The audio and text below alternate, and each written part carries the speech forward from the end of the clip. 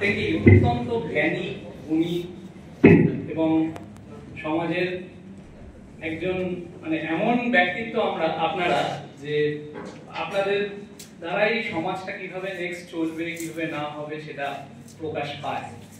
তো যাই হোক, ওনারা অনেক কিছু বললেন আমার নামে, আমার সম্পর্কে। এত কিছু ঠিক না। প্রথম কথা হচ্ছে, আমি এই প্রোগ্রামে একেবারে বেমানান একটা ক্যারেক্টার।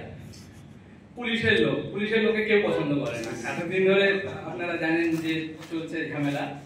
তো যাই হোক, এখানে আমি এসেছি একটাই কারণে, হয়তো পুলিশ চাকরি হিসেবে পুলিশের চাকরিটা করতে হয়, রুজি রোজগার ব্যাপার আমাদের। তো এছাড়াও মানুষের তো নিজস্ব একটা সত্তা থাকা উচিত। তো আমি এই জিনিসগুলো খুব ভালোবাসি। অ্যাকচুয়ালি ছোটবেলা থেকে আমার বাড়ির যে পরিবেশটা ছিল সেটা একটুখানি এই রিলেটেড আর কি।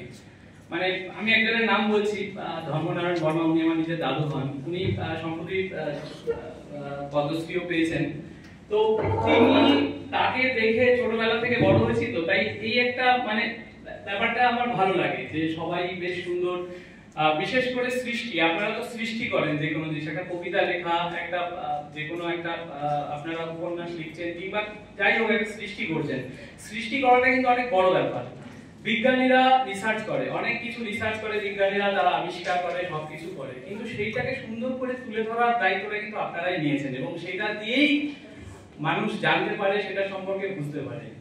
তো এটা একটা আলাদা স্বাদ আছে। যারা বোঝে, যারা এই সাহিত্যটা, যারা এই যে লেখা, এই ভাব প্রকাশ, বিভিন্ন একটা কবিতা লিখতে গেলে যিনি লেখেন তাকে অনেক কিছু চিন্তা করতে হয়, একটা চিন্তা করতে হবে এবং সেটাকে তার কবিতার মাধ্যমে সুন্দর করে তাকে প্রকাশ করতে হয়।